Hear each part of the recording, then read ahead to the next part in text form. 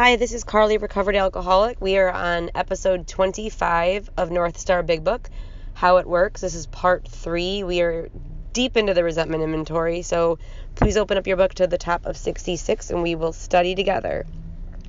One thing I wrote down here after looking at the first 3 columns that my sponsor pointed out to me that really helped me see my own patterns was I wrote down, it's really not them. So it's not the people I wrote in my first column, it's what they did or what they do to me. So whether it was John or David or Sarah or Michael that hit me, when somebody hits me, that's what is my trigger in terms of what is going to set off my pattern. So yes, I thought I was mad at Sarah, but really I was mad that I got hit. And then I wrote down, it's not what they did, so it's not being hit. It's what it affects in me. So I wrote, it's not what they did, it's what it affects in me. So it doesn't matter really who hits me. It doesn't really even matter that I got hit. It matters that when I was hit, this is what was affected. And I wrote down how I react to a threat to one of my basic instincts of life. How I react to a threat of one of my basic instincts of life. So last week we talked about the 3 basic instincts of life that every human has: social, sexual, and security. And when one of those is threatened, my problem isn't that they're threatened, because that's going to happen. It's called life. My problem is the way that I react when they're threatened. And that's the whole pattern that we're looking for. So on the top of 66, it says, like the very first real sentence says, to conclude that others were wrong was as far as most of us ever got.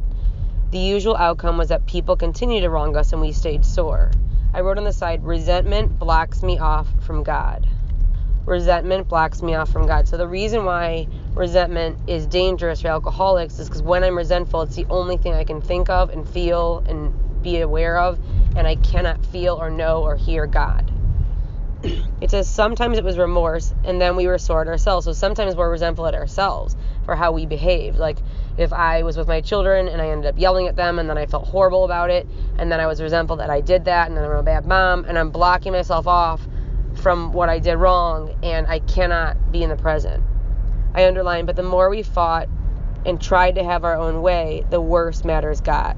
And that's pretty much my truth in every area. As in war, the victor only seemed to win. Our moments of triumph were short-lived. This next paragraph is really going to highlight what resentment can do to me. And I wrote on the top of the paragraph, rehashing instead of living. So we're going to be talking about going back and re-feeling and rethinking and re-examining. It is plain that a life which includes deep resentment leads only to futility and unhappiness. To the precise extent that we permit these, I underline, do we squander the hours that might have been worthwhile. And above the word squander, I wrote the word selfish. If you're ever having a hard time understanding in the 4th column of the inventory, how am I being selfish, that I'm resentful that my parents took me in the middle of the night to their friend's house while they wanted to get high, how is that selfish? That was wrong of them. What's selfish is that I'm squandering the hours today being upset about what happened 15, 18 years ago. So in my present time, when I'm doing a 10-step, if I don't know how to answer how is this resentment selfish, it's always selfish when I'm not in the present. When I'm focusing on something that already happened, or I'm afraid about something that's going to happen, I'm missing out on the only place I can experience God and the only place I can be useful, which is now. I underline, but with the alcoholic, which is what I've determined myself as because of the physical allergy and mental obsession, whose hope is the maintenance and growth of a spiritual experience. I underline that because it reminds me right there, even in the middle of all this resentment, this is what my hope is to maintain and grow spiritually. This business of resentment is infinitely grave. I underline grave in red because that's a word, life and death. I wrote on the side soul sickness, and I also wrote God cannot enter a mind filled with resentment. God cannot enter a mind filled with resentment. We've got to empty out what is blocking us so we can have something good fill us. We found, that's the first 100 men and women, that it is fatal. And the word fatal I underlined in red, and that again is life and death. For when harboring such feelings, harboring the feelings means giving them a safe place to be and to be okay. And I wake up and I think about them. For harboring such feelings, I underlined, we shut ourselves off from the sunlight of the Spirit. And it says we do that. I underlined that in red. I'm the one who shuts myself off. God doesn't do that. I do that.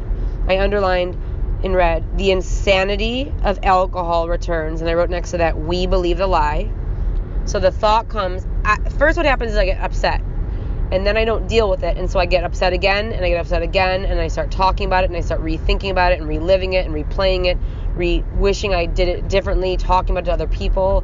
I shut myself off from God because there is no space for God when I'm so full of resentment. And then the last thing that happens is I believe the lie that I can drink and I'll feel better. And then I pick up the drink. So I do it sober with my mental obsession, believing the lie. I underline in red, we drink again, and I underline, with us to drink is to die. So resentment leads me to death. I underline the next sentence. If we were to live, we had to be free of anger, and I circle the words had to. The grouch and the brainstorm are not for us. They may be the dubious luxury of normal men, but for alcoholic, these things are poison, and I underline the word poison in red. I wrote on the side, we kill ourselves sober without a solution. We kill ourselves sober without a solution. So we just fester and rot and work on that resentment until we believe the lie that AA is awful and it's not where we need to be and it doesn't work, even though we never did anything. And we walk ourselves out of the room and we pick up a drink completely sober, stark raving sober. We believe the lie that it'll be different or what's the use anyhow. And then we activate the physical allergy and then we can't stop. I underlined the next sentence. We turn back to the list, for it held the key to the future. And above that sentence, I wrote direction. I wrote on the side, inventory has to be written in order to turn back to it. So I have to have a written inventory to turn back to. So if you've ever had a sponsor that suggested you take your 4th step and you burn it, that is completely contradicting what the book says, which it tells me I need the list because the list holds the key to the future, which is a pretty big key. I underlined the next sentence. We were prepared to look at it from an entirely different angle, which is what changed everything for me. This was the first time in my whole entire life where someone made me look all the way back to see how a situation started. So if I imagine that I'm only looking out of a little, one of those little eye holes when you're in an apartment or a hotel to see who's in front of your door, that's what I've done my whole life, is I look through that little hole and I only see this one moment. And what a sponsor did after she let me talk about that one moment was she made me open up the door and stick my head to the left and to the right and see what choices did I make that placed me in the position to be behind that door and for that instance to happen. And almost invariably, the choices that I made were ones that I made based out of fear or selfishness or dishonesty or impure motives that placed me in a position for someone to be in front of the door and to do something that I didn't like. We began to see that the world and its people really dominated us. I underline the next sentence. In that state, the wrongdoing of others, fancied or real, so whether I imagined it or whether it really happened, I underline in red, had power to actually kill. And I wrote on the side, when I resent, the person controls my thinking. So whoever I resent is in control of my thinking. And I wrote on the side next to that, chained, like I'm chained to that person. And when I remember that being explained to me for the first time, that really grossed me out because the people I resented, I hated. And I did not like the idea of being chained to them. I was also told that it means I'm closer to them than I am to God, which really pissed me off. It says, how could we escape? We saw that these resentments must be mastered, but how? We could not wish them away any more than alcohol. And I wrote on the side, let God direct my thinking. Let God direct my thinking. So I don't know how to direct my thinking, but I can let God direct my thinking. It says, this was our course. And I underlined, we realized that the people who wronged us were perhaps spiritually sick. I underlined and highlighted and put a star here. This is the resentment prayer. So I underlined it and I wrote on the bottom of 66, resentment prayer. And this is the prayer I get to say when I get resentful. And I circle the word perhaps next to spiritually sick. The word perhaps means possibly, but not certainly. So they put that in there, possibly, but not certainly. I can say, I realize that the person who wronged us is possibly, but not certainly spiritually sick. And I always do that in like quotation marks because it makes me feel better because I know they're spiritually sick, especially if I'm angry at them. On the top of 67, this is still the anger prayer. So I bracketed the whole first top paragraph and I wrote anger prayer and I underlined it all.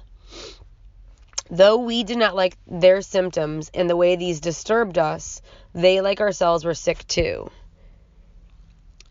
And I underline, this is the prayer. We asked God to help us show them the same tolerance, pity, and patience. So this is what I ask of God, and I circled, we asked God. So this is what I ask of God. I say to God, please help me show them the same tolerance, pity, and patience that we would cheerfully grant a sick friend. So I wrote on the top of the page, pray for those we resent. When a person offended, we said to ourselves, I underlined, this is a sick man. How can I be helpful to him? God, save me from being angry. Thy will be done. I wrote on the side, what did I do to set them in motion? So how did I set it in motion? How did I set this resentment in motion? And I wrote somewhere on 67, if you can fit it on the top, I have it on the top. I wrote the 2 questions that helped me answer my 4th column. If I get stuck and I don't know how to answer how my resentful, selfish, dishonest, self-seeking, frightened, I can ask one of these 2 questions. The first one is, how did I create the situation? How did I create the situation? That's the first question. If I did not create the situation, the next question will help me answer how my behavior was wrong. How did my behavior change after I got resentful? So after they did something to hurt me, how did my behavior change? So if I can't find my part in how did I create the situation, then once you were mean to me for a reason that I can't see, how did I change my behavior towards you? And that helps me. It says we avoid retaliation or argument. We wouldn't treat sick people that way. So that's what the book is telling me, is that we don't, if we're mad at someone, we have to pray for them and ask God to help us show them patience, tolerance, pity, and patience. And they tell me I can't retaliate or argue because I underlined, if we do, we destroy our chance of being helpful. We cannot be helpful to all people, but at least, I underlined, God will show us how to take a kindly and tolerant view of each and every one. I wrote on the side, wrong, the word wrong, like in quotation marks, is the resentment. So just being resentful is one of my wrongs. And I wrote, because it blocks me from God. And I use this prayer, and I hesitate to share this, but it's so important. I used this prayer when I was about 1.5 years sober, and I ended up getting raped by a man in AA. And I placed myself in the situation to be with him, and I clearly said no multiple times, and felt afraid for myself. And when it was over and I was humiliated and embarrassed and guilty and ashamed and all the horrible things that come with that, I was directed to this prayer. And I saw him outside of a coffee shop recently after that, and he humiliated me in front of a bunch of guys in AA, and I had to say this prayer. And I remember saying the prayer and having to say, God, show me the same tolerance, pity, and patience. And I wanted to throw up.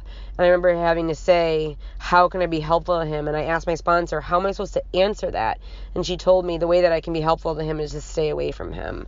The problem wasn't that what happened was horrible, because it was. The problem was that I was chained to this person because I couldn't stop thinking about what happened and what I could have done differently and how I could have handled it differently and how horrible it was and how humiliated I was, and I was stuck. And later on, many, many years later, in my sobriety, I had placed myself in a situation that was not the same, but was in a situation where I was in a position with another man in sobriety who almost assaulted me. And when I was in that situation, and I felt so horrible after, even though nothing ended up happening, I called my sponsor and I said, I don't know what to do with these feelings. I cannot let go of them after I'd inventoried. And she said to me, but how can you use what you're feeling now to empower you? And that really shifted everything for me, is to realize that I can take something that's horrible and I can either let it make me into a victim, which I don't believe in being, or I can let it empower me by using my voice and speaking up and standing up for myself and standing up for others. Okay. I underlined the whole next paragraph. I bracketed and I wrote on the side fourth column. So this whole next paragraph is about the fourth column of the fourth step. I underlined referring to our list again. So again, I cannot refer to something that is not written down. Putting out of our minds the wrongs others had done. So I'm totally done talking about the first, second, and third column. I underlined we resolutely looked for our own mistakes, and I circled our own mistakes. I wrote on the side what I did. So we're not talking about what my dad did. We're talking about what I did. We've already given that space to talk about what he did. Now it's my turn to talk about how was I selfish? How was I dishonest? How am I being self-seeking and frightened? So I underlined where had we, and I double underlined all this, been selfish, dishonest, self-seeking, and frightened. So this is what we inventory. After we get through all the things that we're upset about and how it affects us, then we look at what was your part? What did I do? And this is the beginning of a lifetime of looking at any situation with feelings as being the starting point because they drive us to being uncomfortable. And then we say, well, what did I do? How did I create it, or how did my behavior change once I became resentful? I underlined, though a situation had not been entirely our fault, we tried to disregard the other person involved entirely. I underlined, where were we to blame? I underlined again, the inventory was ours, not the other man's. And I wrote on the side, time to start taking responsibility for our behavior. Time to start taking responsibility for our own behavior. So no more blaming. I get to look at my behavior. What can I change in my behavior so I don't place myself in another position like that? We saw our faults, we listed them, we placed them before us in black and white. We admitted, I underlined, our wrongs honestly, and I underlined, and we're willing to set these matters straight. The willing to set these matters straight is steps 8 and 9. I made a big line separating that paragraph from the bottom paragraph. We're done with the resentment inventory, and now we're going on to the fear inventory. So in the blank space above that paragraph, I wrote fear inventory, and now we're going to talk about fear inventory. The first time I was ever taken through my fourth step, I was told to write a fear list. And while it's helpful to identify what I'm afraid of, it did nothing for me in terms of identifying my thought pattern and my behavior pattern and what I'm doing because of my fears. The way that these sheets are, and again, if you did not get the sheets last week, they're if you Google Joe and Charlie fourth step sheets, you'll get a PDF, and there's 4 different sheets: resentment, fear, sex, and harms. Now we're looking at the fear sheet. They're all in the same pattern. There's 4 columns.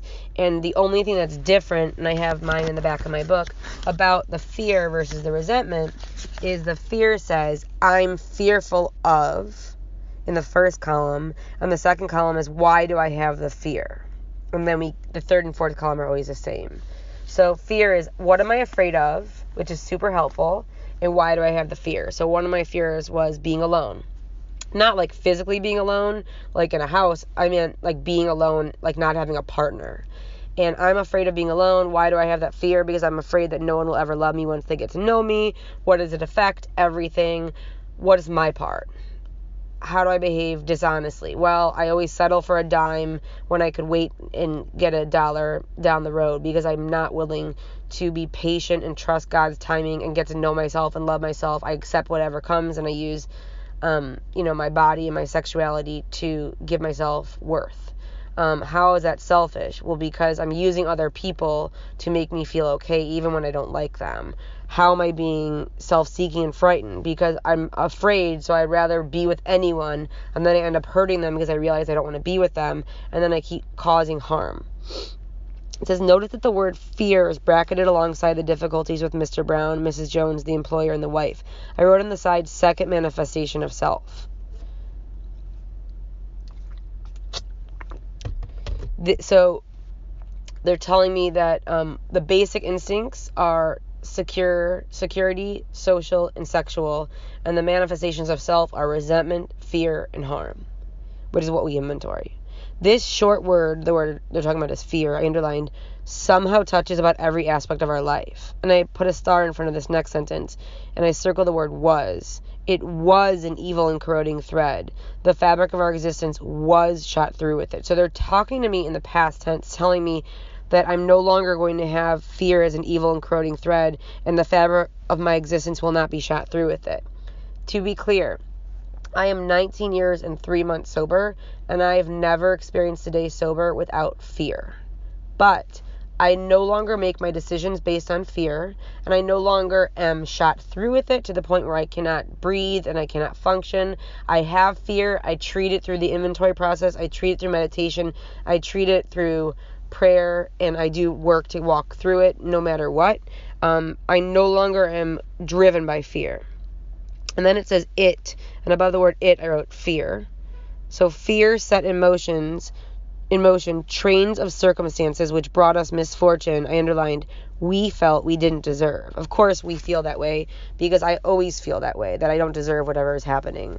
I underlined and put a star, but did not we ourselves set the ball rolling? On the bottom of 67, I wrote self-seeking versus God-seeking. So the way that I don't know how to become not self-seeking. I don't know how to not be my negative things. So what I was told is I need to focus on my positive things. So instead of worrying about how do I behave not self-seeking, I need to focus on how can I behave in a God-seeking way? What would God want me to do in this situation? And while I'm focused on being God-seeking, then I will be less focused on the energy of being self-seeking. Bottom 67 to 68 says, sometimes we think fear ought to be classed with stealing. It seems to cause more trouble. I wrote on the top, and this is kind of confusing, so we'll go over it. My fourth column, so that's what I did, what was my part. My fourth column creates my first column. And I'll explain this in a second. My fourth column creates my first column. And then I wrote, because I'm selfish, dishonest, inconsiderate. Because I'm selfish, dishonest, and considerate, ... I resent / fear / harm others. Because I'm selfish, dishonest, and considerate, I resent / fear / harm others.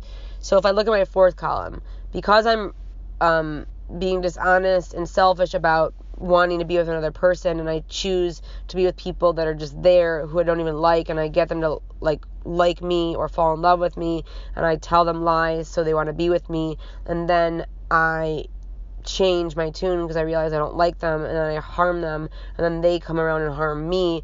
I only look at that they harm me, but I don't look at that it was because I was dishonest and selfish in the first place that caused me in a position in fear, seeking and self-seeking, to place myself in a position to end up hurting this person. So this next part of the inventory I wrote on the top or side, just like we did with resentment. So I'm going to do the exact same thing with my fear as I do with my resentment. It says, we reviewed our fears thoroughly. We put them on paper, even though we had no resentment in connection with them. So first column is, what am I afraid of? I underline, we asked ourselves why we had them. That's the second column. We asked ourselves why we had them. And then I underlined, wasn't it because, and I underlined in red, self-reliance failed us. Self-reliance was as good as far as it went, but it didn't go far enough. Some of us once had great self-confidence, but it didn't fully solve the fear problem or any other. When it made us cocky, it was worse. I wrote on the side, and it's kind of long. Fear happens when one of my instincts are threatened. So one of my basic instincts are threatened, then I'm afraid. And I wrote also, and not God reliant. So let's say my sexual and social instincts are threatened in security because I find out that my boyfriend is cheating on me. If I'm God reliant and I trust that this is a gift from the universe and I get to see what this person's really like, and I get to step back and ask myself, do I want to be in a relationship with someone who cheats on me? And then I get to go through a big renaissance and change and be in pain and let go and walk through all that. And I trust God, and I trust that God will give me what I need, and I trust that no matter how hard it is, I'm going to be okay. Then I'm not afraid. But when I'm not relying on God and I'm relying on self and I'm trying to figure out how to fix it and I'm trying to figure out what we need to do to be okay with each other and how I'm going to make it okay and what if I'm never going to be okay and what if he cheats on me again, that's the reason I get afraid in that situation is because I'm only relying on self. So whenever I'm relying on self and my self-reliance fails me, that's when I become afraid. So that means that the solution to my fears is to rely on God. It doesn't mean I don't get afraid. I'm afraid every single day. I have a tattoo on my left forearm, inner forearm, that says God has you. And I always like to share this. I picture myself almost like a little 3 or 4 year old on a balance beam in like a pastel like pink leotard with like a tutu and ballet slippers. And I'm going really slow and I'm kind of frozen and I feel a hand on my lower back and I hear a voice saying, I've got you. And I take one step and then I freeze and then I look back and I'm afraid and then I hear that voice going, I've got you. And I take another step. That's me all day long with God. I forget all day long that God has me. And even a tattoo on my arm cannot remind me because I forget all day long, which is why I jokingly call myself Dory from Finding Nemo. If you ever haven't seen the movie, Dory forgets everything like within 2 seconds, 3 seconds. I'm like Dory. I forget all day long that God has me.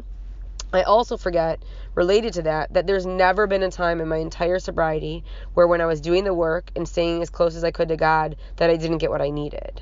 There's been plenty of times that I didn't get what I wanted, but there's never been a time I didn't get what I needed. So I really like this idea because it helps me look at it in a different way and helps me say, well, maybe if I would rely on God, I wouldn't be so afraid. And we're going to read this next paragraph. I bracketed it, and it says, perhaps there is a better way. We think so. For we are, I underlined, now on a different basis. I kept underlining the basis of trusting and relying upon God. So that's my new solution, is I need to trust God. And I need to rely on God. We trust infinite God rather than our finite selves. We are in the world to play the role He assigns. This next part is beautiful, and it will remind you of page 63, that partnership, that sacred partnership that I love. I underlined and highlighted and starred. Just to the extent that we do as we think He would have us and humbly rely on Him, does He enable us to match calamity with serenity. And I want to go over this. I wrote partnership above just to the extent. So here we are again, a partnership. And I double underlined we do, and I circled the word do. So it tells me I need to do what I think God wants me to, and I need to humbly rely on Him, and then God is going to enable me to match calamity with serenity. So that promises me two things from God. There will be calamity, and God will give me serenity to go through with it. And that is a promise. I wrote on the side, I face life instead of walking away from it. I face life instead of walking away from it. I'm going to read this last paragraph and then we'll stop. We never apologize to anyone for depending upon our Creator. We can laugh at those who think spirituality the way of weakness. Paradoxically, is the way of strength. The verdict of the ages is that, I underlined, faith means courage. And I circled and underlined, all men of faith have courage. They trust their God. We never apologize for God. And this last part I underlined and highlighted and starred, and it's our fear prayer. Instead, we let Him demonstrate through us what He can do. We ask Him to remove our fear and direct our attention to what He would have us be at once we commence to outgrow fear. And I wrote on the side, prayer, and I wrote, what does God want me to be? ? What does God want me to be? I have two answers that always come very clear to me, and my answers are useful and kind. Sometimes my answers are, He wants me to show up and be a good mom, or be a good partner, or be the partner that I want to have. And so when I ask, what does God want me to be, I have a more clear pathway. I wrote on the side, prayer followed by action. So I have to pray for the guidance of what God wants me to be, and then I need to act that out. We're going to stop here. Next week we will do sex inventory, and I appreciate your time. I hope you have an amazing week. It's all up to you.